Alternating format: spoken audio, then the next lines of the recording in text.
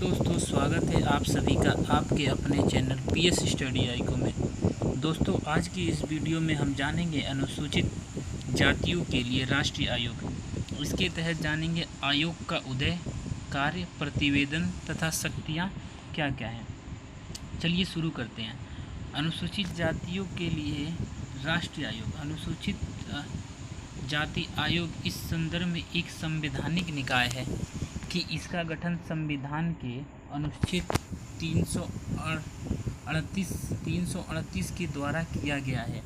दूसरी ओर अन्य राष्ट्रीय आयोग जैसे राष्ट्रीय महिला आयोग 1992, राष्ट्रीय अल्पसंख्यक आयोग 1993, राष्ट्रीय पिछड़ा वर्ग आयोग 1993, राष्ट्रीय मानव अधिकार आयोग 1993, राष्ट्रीय बाल अधिकार संरक्षण आयोग 2007 आदि संवैधानिक आयोग ना होकर संविधिक आयोग है, क्योंकि इनकी स्थापना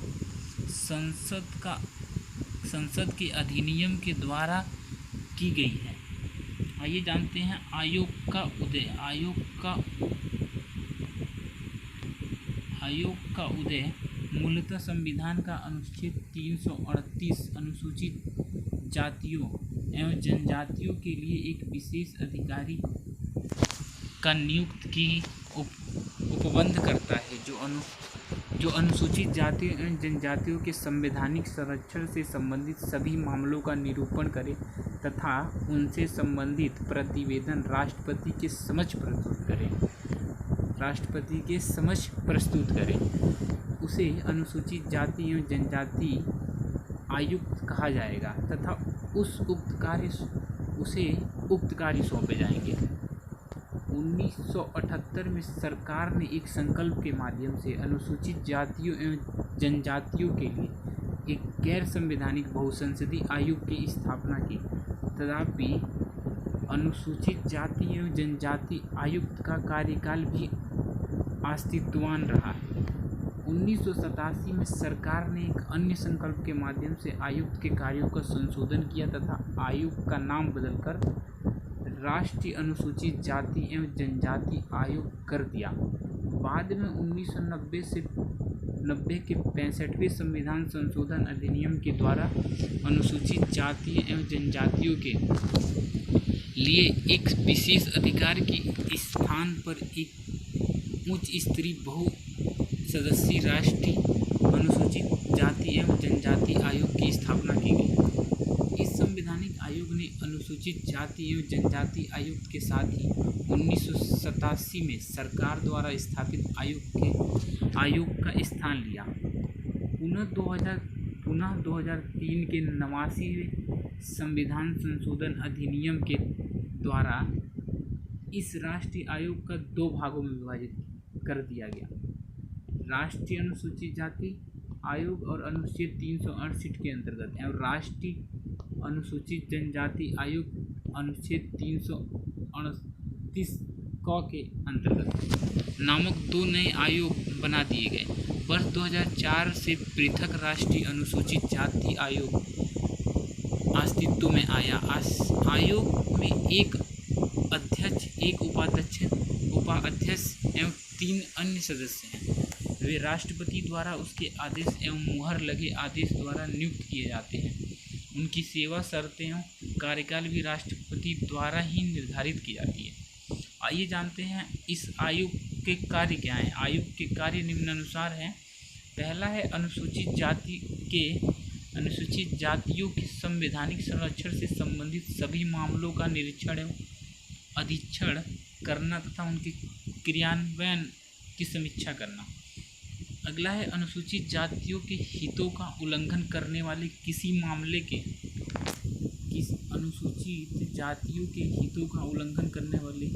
किसी मामले की जांच पड़ताल एवं सुनवाई करना। अगला है अनुसूचित जातियों के आर्थिक विकास से संबंधित योजनाओं के निर्माण का समय सहभागिता निभाना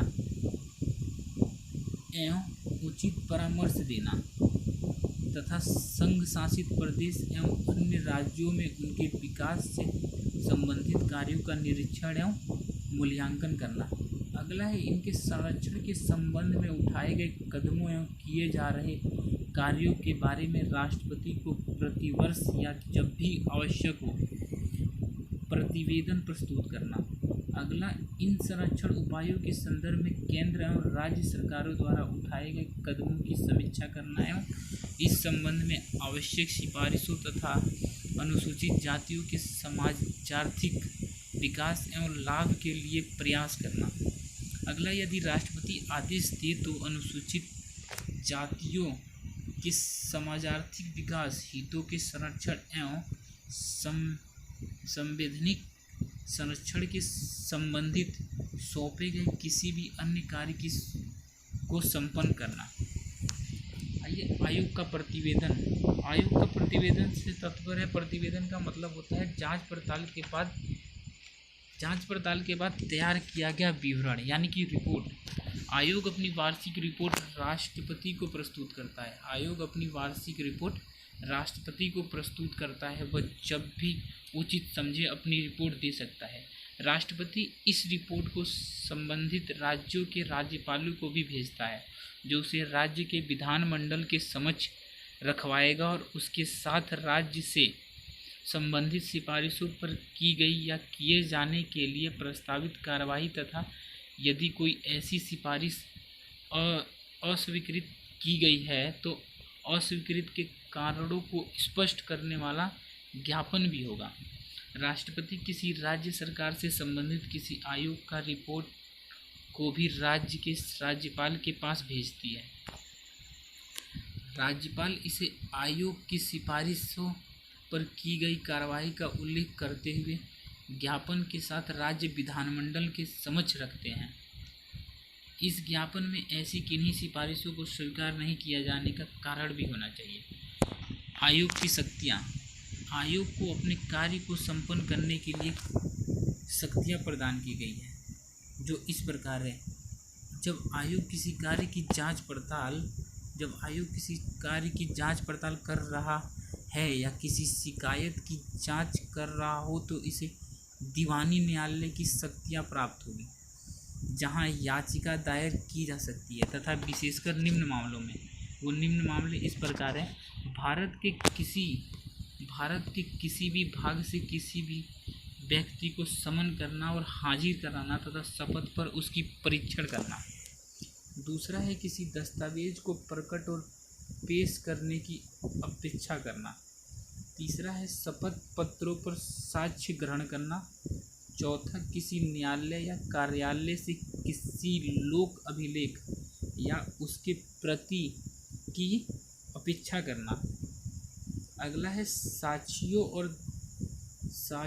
और दस्तावेजों की परीक्षा के लिए समन निकालना।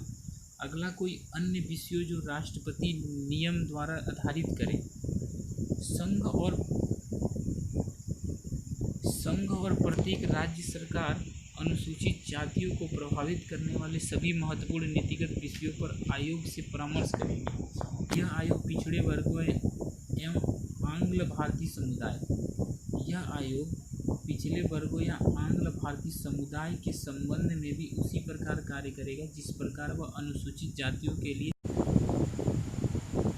दूसरे शब्दों में, आयोग पिछले वर्गों एवं आंग्ल भारतीय समुदाय के संवैधानिक संरक्षण एवं अन्य विविध संरक्षणों के संबंध में भी जांच करेगा और इनके संबंध में राष्ट्रपति की रिपोर्ट प्रस्तुत करेगा। दोस्तों, ये वीडियो यहीं समाप्त होता है। आज की वीडियो में हमने जाना अनुसूचित जातियों के लिए राष्ट्रीय आयोग का उदय, कार्य, प्रतिवेदन तथा उसकी शक्तियाँ। दोस्तों, यदि आपने इस चैनल को सब्सक्राइब नहीं किया है तो प्लीज़ सब्सक्राइब कर लें। जय हिंद।